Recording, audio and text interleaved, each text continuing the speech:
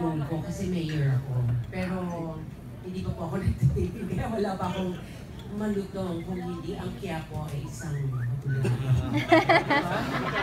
Malaki.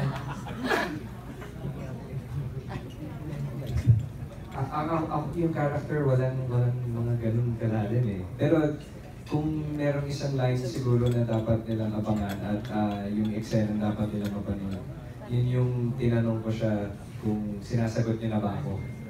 Kasi that whole scene, ano siya, maganda yung buong scene yun. Kasi doon nagkaroon ng period yung lahat nung kwento ni Rafael and ni Camille kasi kami na. Siya, Jace, yung ganda yung dialogue mo na pathetic. Diba? Oh, pathetic. Yung pathetic? Yung first taping day. Hirap na hirap kami actually that day kasi yun yung first taping day namin and nag-a-adjust kami sa characters namin. So, yeah, hindi ko alam na ganun kalalalim yung mga English words na gusto nilang pasabi sa akin. Medyo feeling ko konyo na ako. Konyo.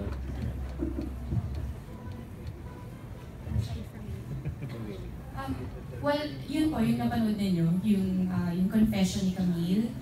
And,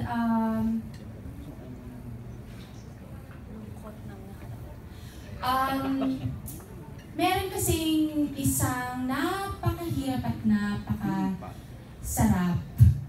na gawin na eksena. Actually, lahat naman po kayo, nakita niyo po yung mga soap na nagawa ko. And this is my first time to do a show under Miss Jenny's unit. And umuo ako agad when they pitched it to me dahil maganda yung plot, maganda yung struggles, maganda yung characters. And siguro, gaya yung sabi ko, kaya ako inspired na magtrabaho ngayon dahil I'm not saying this because our writers are here, pero napakalinis kung paano nila sinulat ang buong storya, buong flow. Even yung mga lines namin, hindi siya pinapasabi lang. Kumbaga may rason kung bakit sinasabi. Kaya ang sarap sabihin bilang isang artista. And ikaw bilang isang artista, parang ang job mo na lang is to just really listen to your director and namnamin mo na lang kung ano yung sinasabi ng character mo. Because we are all in good hands because of our writers. So, meron doon isang eksenang ibinigay sa amin na parang letting go, bumibitaw na si Camille at sumigaw siya sa mountain. So sabi niya, gusto ko lang bumitaw. Tapos sumisigaw siya na gano'n. At sabi niya, ayaw na niyang magpalunod sa lungkot ng nakaraan. Sabi! So, again, gaya nga ng sabi ko, kung kayo po ay umibig at finally, you wanna stand up and you wanna move on just like kami, makaka-relate kayo. At kung tatanungin niyo ako naman, nakarelate naman po. Kaya talagang niyakap ko ang eksena niyo. So, yun. Sana po ay sa day ko yun. So, yun. Sana po wag yung palagpas. Yung Sheena, Yung eksena na sinabi ni Sheena, that's my favorite scene from the whole series. It's a beautiful scene and I hope that you guys get to watch it.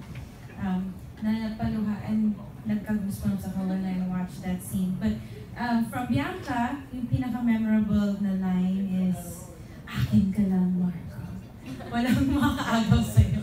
Akin ka lang. Ganon, damot. Damot levels on high. Ikaw naman. Carlo?